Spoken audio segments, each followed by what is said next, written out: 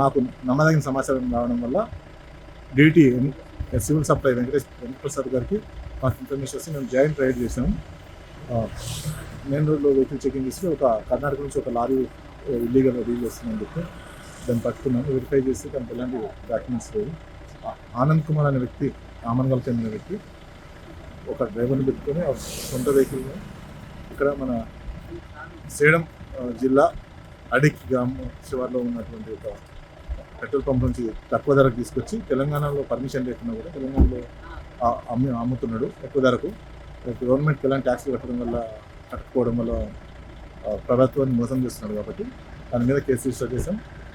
విచారణ చేసి వాళ్ళని రిమాండ్ పంపుతాం.